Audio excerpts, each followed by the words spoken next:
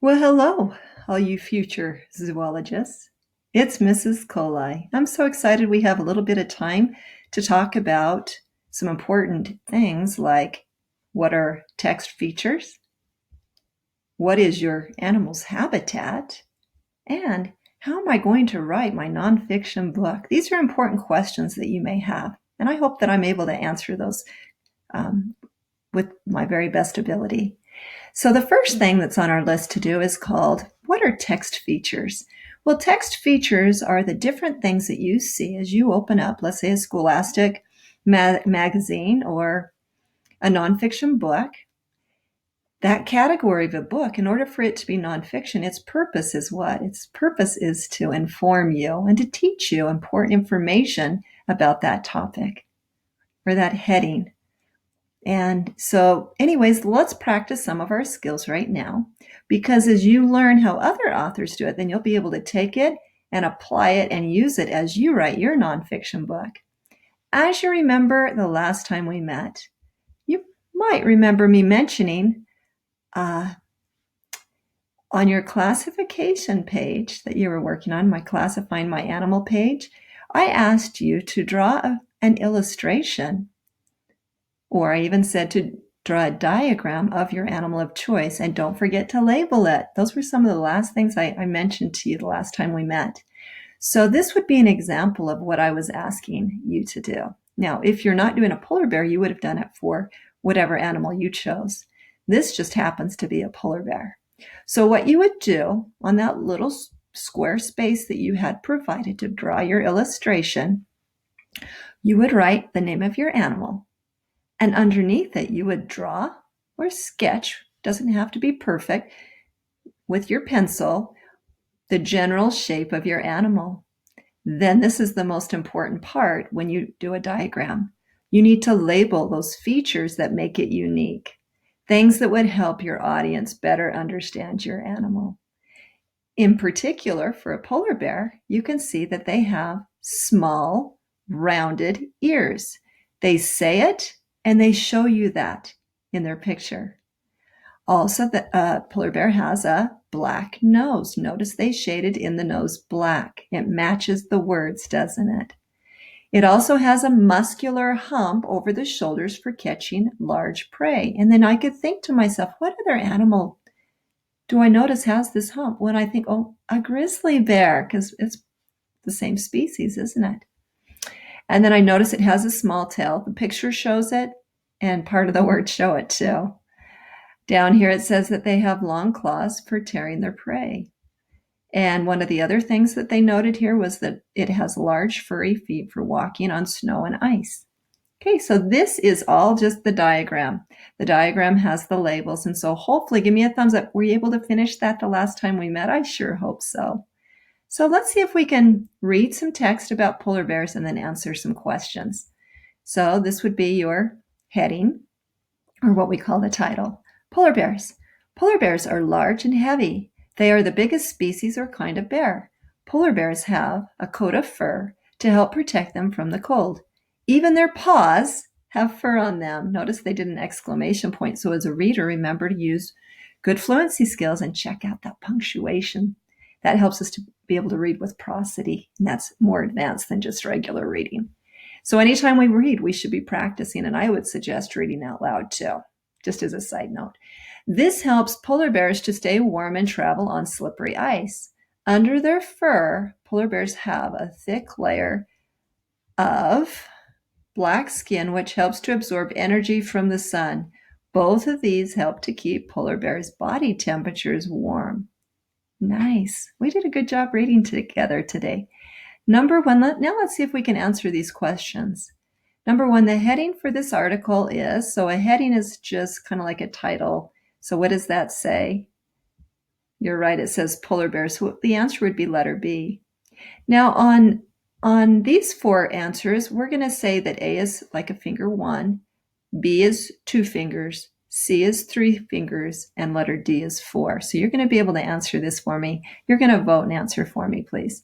Question 2, the word absorb is an example of what? Picture, label, index, or bold word. Okay, so here it is here. What is that an example of with our text features? Go ahead and vote. What do you think? Did you say letter D or 4 fingers? If so, that's right. That's an example of a bold word. Good job. Next, we have a couple more questions to see if we are good at looking at text features for our answers. Number 4 asks, small rounded ears, small tail, and black nose are all what? Again, A is 1, B is 2, C is 3, and D is 4 fingers. Did you choose labels, text boxes, headings, or pictures for these things? And the answer is A, or no, finger 1. It's a label. That's part of our labeling. That's what this is right here. That's what they're talking about. These words all represent the label for our diagram. Good. Number 5, a detail that you can learn from the polar bear diagram is that polar bears have pointy ears. Polar bears like to swim and play on the ice. Polar bears have long tails. Or D, polar bears have large furry feet for walking on ice and snow. And the answer is, go ahead and vote. What'd you choose? Put your fingers up. Da-da-da-da should be letter D, or 4 fingers. Polar bears have large furry feet for walking on ice and snow. If you missed any of these questions, went the wrong direction. If you missed any of these questions, I would suggest that you go back and read this 3 times and really study your diagram better, because it tells me that you're not comprehending the information well enough. Okay, and there's the answer to our last question, that they do have large furry feet for walking on ice and snow. So just a little reflection for you with your comprehension skills. Let's try some more. The last time we met, I did talk to you about the purpose of the table of contents. And I told you that it would be very beneficial if you went and got from your family library a nonfiction book, and then you could open it up and really see this for yourself and understand what I'm talking about. So what I need you to do is open up that book, go to the table of contents page, and then just use that as a reference for what it's asking here. You can see here now we're supposed to imagine that we're looking at a book, and it has a table of contents, and this is what's listed below. And you can see it's a book about volcanoes, mountains, oceans, lakes, rivers, and valleys. That's what this book would all be part of. Now, it wants you to go to, it says, what page could you read about Lake Tahoe? So let's say that I ask you, well, what page would you be reading about Lake Tahoe? What would you tell me? Would you say page 1, page 32, page 10, or page 14? Go ahead and show me with your fingers. This is 1 finger, 2 finger, 3 fingers, or 4. And what is the answer? Okay, so I notice when it says Lake Tahoe, look for those important details. It's talking about a lake. It's not talking about an ocean. So I would come over here to where it says lakes. And what page would I be looking at? So I would go from page 14 to about page 22. Because my next topic, rivers, starts on page 23. So anywhere between page 14 to page 420, page 14 to page 22 would be teaching me about different types of lakes. And so I would have to kind of skim through those pages to find exactly where Lake Tahoe would be. So the answer is what? Page 14. Okay, where would you find a table of contents? Okay, A is 1 finger, B is 2, and C is 3. I told you this the last time we met. Would it be found in the middle of a book? And again, if you have that book in front of you, you can figure it out for yourself. Just flip through it quickly and find out where does the author put the table of contents, in the middle, in the back, or in the front. Go ahead and vote with your fingers, please. And the answer is 3. Or C, it's always found in the front of a book. Good job. And then if you turn to page 6 in the book above, what would you read about? Would you read about, okay, so you have to go to page 6. So here's page 6. I'm not going to help you any more than that. What would you be reading about? Mountains, volcanoes, valleys, or lakes? And the answer is, again, this is 1, 2, 3, or 4 fingers vote. And the answer is A, mountains. If you don't believe me, look and see. I just take my finger and move it this way. Sure enough, I would be learning about mountains and mountain ranges. Okay. Hopefully you passed this test with flying colors. If so, you know how to use text features, and you're now ready to use them in your own nonfiction book. If not, you might want to go back and practice a little bit more. These are important skills to have, both for second, third, fourth, all the way through elementary school, all the way through junior high and high school, and even college students use these skills. So very important to learn how to use text features. Okay, one last thing. These questions are going to ask you what's the difference between an illustration and a photograph.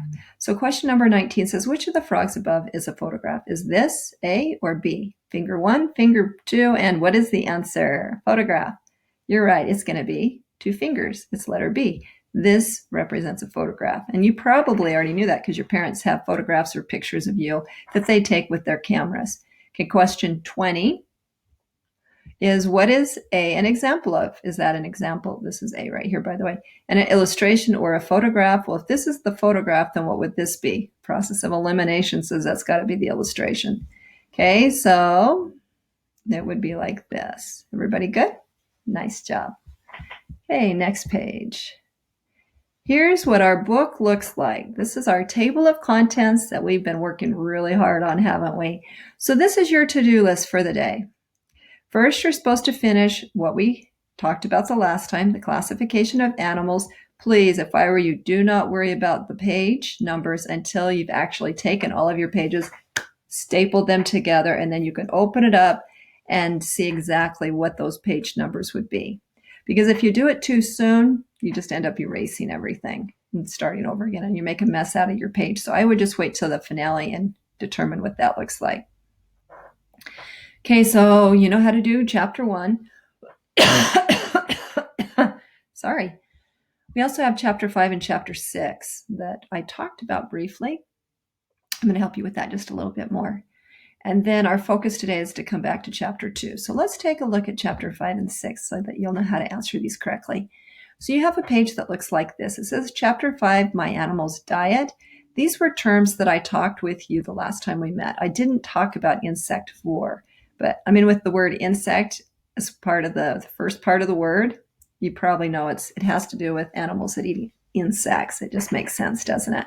So go ahead and copy down. Oh, don't forget to write your name. Copy down what the different terms are for their diet: carnivore, meat eater; herbivore, plant eater; or omnivore, meat and plant eater; and insectivore equals insect eater. This represents the glossary.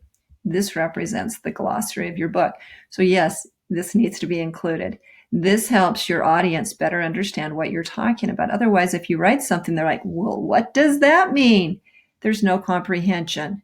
So that's part of being a writer. You need to be aware of your audience's needs.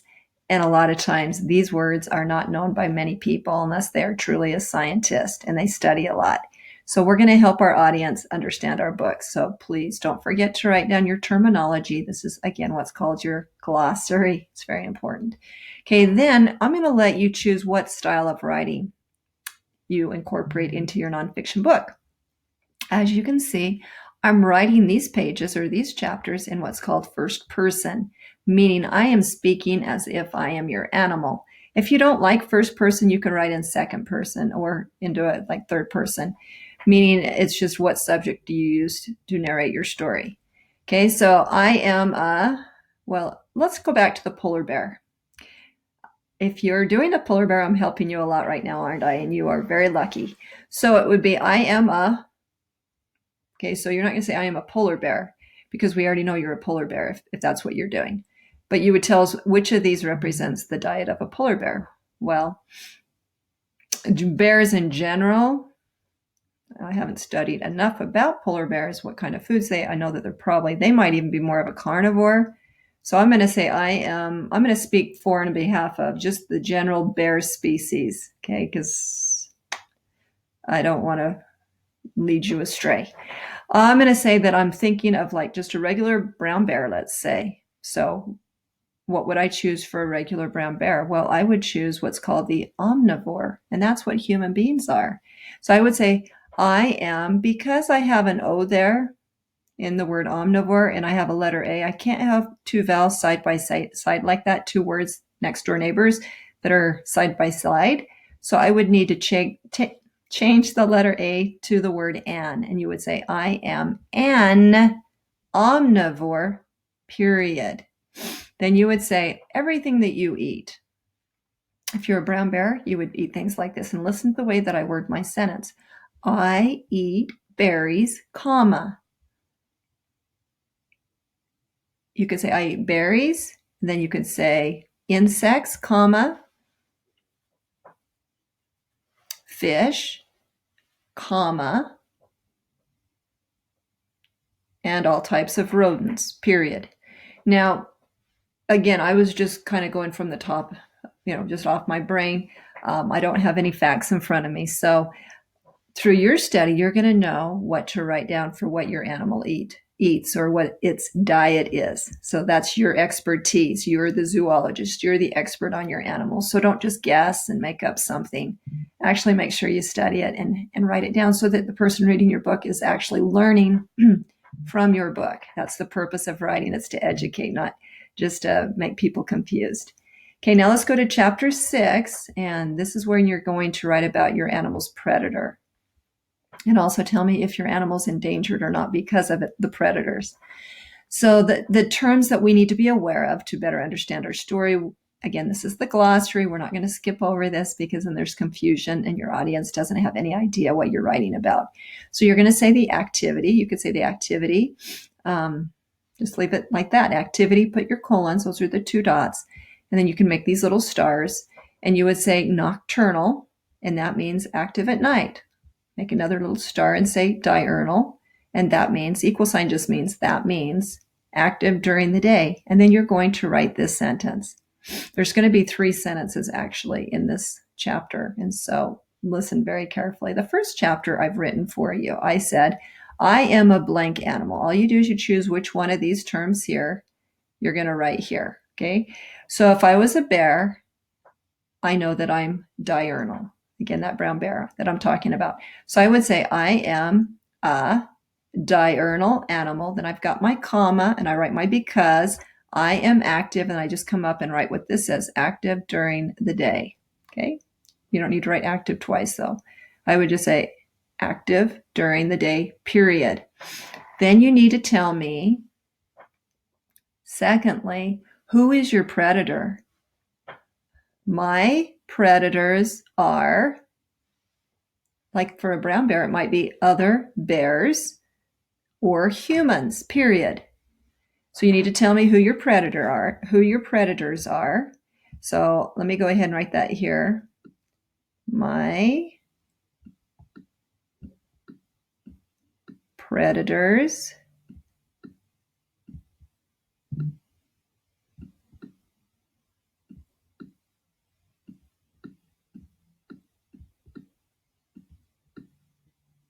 So you're going to finish that sentence. Remember, we start with a capital and we end with some kind of a punctuation mark. Otherwise, it's not a complete sentence. Okay, so you're going to write some facts and end with a period. Then the last sentence is you're going to say, and again, I'm speaking first person. You can change it and say, a brown bear is not endangered. Okay, so that would be third person. I am, or you can say, am not. So I put the little slash through it.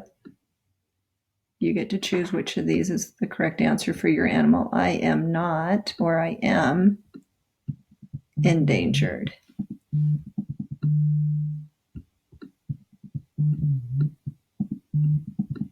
Okay, that's how you spell endangered. You spell the word danger with N on top and then an ED on the ending. I kind of made that fast. Okay, next page. The next thing we're going to talk about today, this is chapter 2, is there are 7 continents in the world.